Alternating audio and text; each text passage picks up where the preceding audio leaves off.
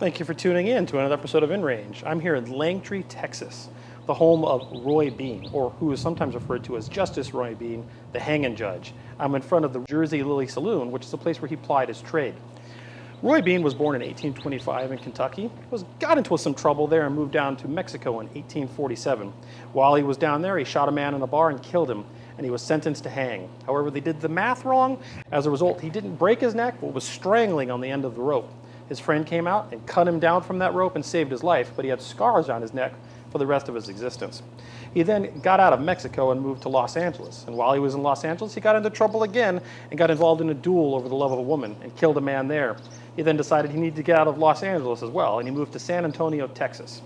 While he was in San Antonio, Texas, he saw the growth of the railroad community and all of the possible profits that could come from that. And he moved to one of the locations where they do the watering of the steam engines. Back then, those trains ran on burning coal and then water for steam to power the engines. And you had to have multiple locations down the line where you would refill the water on that steam engine. It was a time where the train sat there idle while they were refilling the canisters, and people could get off the train. So he built a saloon here called the Jersey Lilly. And he named the community around it Langtry, as in Lily Langtry, who was a sex idol of that day and someone he really had some fantasies about. But at first, he was nothing more than a saloon keeper, and he was making money right here. As the train stopped, people got off the train, they'd come into a saloon, play a game of billiards, buy some drinks, and they would leave. And that was how he was making his profits. And he was doing fairly well at that.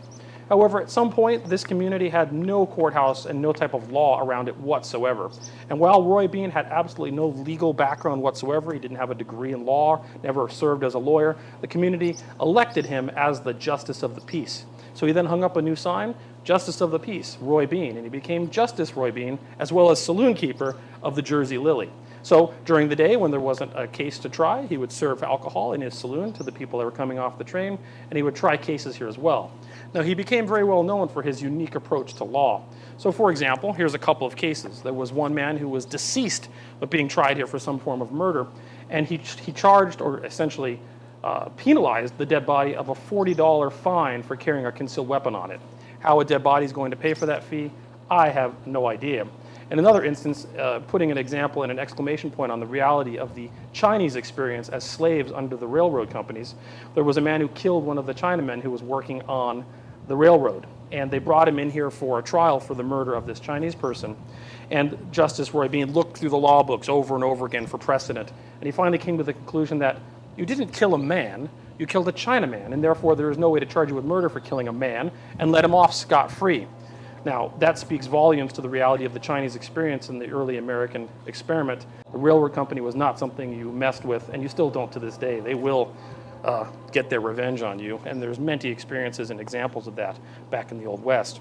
Most of the time, Roy Bean, or Justice Roy Bean, wasn't actually trying a trial. He was just sitting here on his porch with a rifle, waiting for the train to come in to serve people drinks. But one of the interesting things that he used to do is that when people would get off the train to get their drinks, he would wait a little while to give them the change for their drinks. And just as the train was getting ready to leave and they're like, hey, where's our change? He would suddenly find them in disruption of the peace, and he would fine them for whatever the amount was left for what their change was, essentially ripping them off for the full value of whatever money they gave him.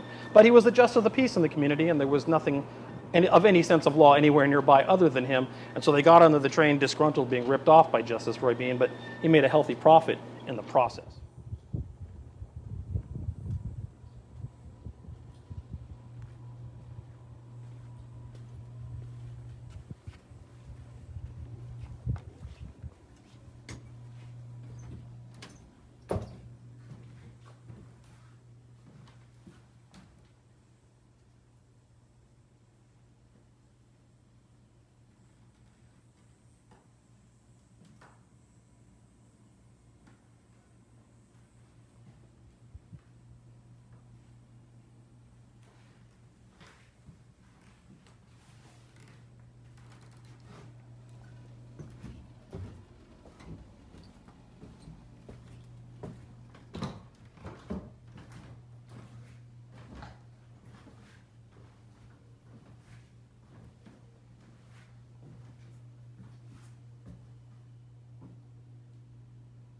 So another very interesting historical event happened here in 1898.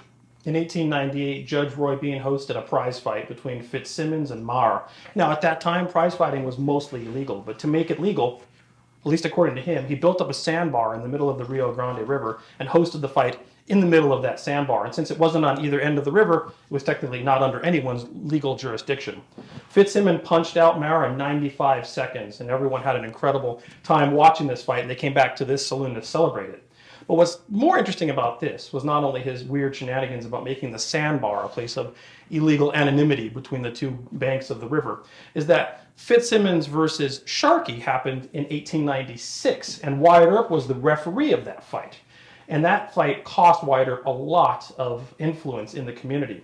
In that fight, Fitzsimmons punched Sharkey, and according to Wyatt Earp, punched Sharkey again when he was down and fouled Fitzsimmons out of the fight. Now, Fitzsimmons was a very popular prize fighter, and getting him called out of the fight for a foul call for punching Sharkey while he was down absolutely lost Wyatt Earp a lot of credit in the community and in the media. And there's even cartoons making fun of Wyatt Earp for being this renegade guy just trying to make money off of this prize fight versus actually doing a proper referee job of what should have been a very exciting sporting event. So here we see Justice Roy Bean out here in Langtry, Texas, and Wyatt Earp, just 2 years apart, connected to Fitzsimmons, this prize fighter, in a very interesting and unique way. So another thing that's interesting about Judge Roy Bean is he got the nickname the Hanging Judge. And the reality is he only actually sentenced two men to hang, and only one of them actually hung and one of them got away. Part of this is part of the responsibility for this title of the Hanging Judge is based on like 1940s, 50s, and 60s Old West TV serials in which he was another person that was really turned into a mythical figure just like Wyatt Earp. Take me home to the land of the Pecos. Near that stream, let me dream neath the sky. This old heart keeps on beating, repeating fond echoes of the brave and the bold riding high. Well, there is some reality to the story about how he got the nickname. One of the things he did to increase his street cred, for lack of a better term, as a very hard-assed and scary justice of the peace out here in Langtry was he faked hangings. He actually had faux hangings where he made it look like people were hung over and over again out here to make it look like he was a hanging judge. And his concept was to scare people in the community to obey the law so they wouldn't get hung by Justice Roy Bean. Truth is, he only hung one man in his entire career as a lawman. So that's kind of a fictional account, but it's interesting that this is an example in which the media played on essentially a name he gave himself through these faux hangings in an attempt to garner himself some sort of reputation he actually didn't really earn. So one of the particularly interesting things about Justice Roy Bean is that while he was elected in 1884 to be the Justice of the Peace and formed essentially his law career, out of his own saloon with no legal background whatsoever or any training, he got reelected consistently up through 1902. So the people of the community at least liked him, or at least maybe they found him entertaining in the minimum. They did like him as a saloon keeper, and he was a well-liked guy in general, as long as you didn't get on the wrong end of his legal hammer. But that said, in 1903 in San Antonio, he essentially drunk himself into a stupor and died at the age of 78. But here we have another example of a mythologized man from the Old West who, to some degree, purposely created that mythology, and the media created it above and beyond that.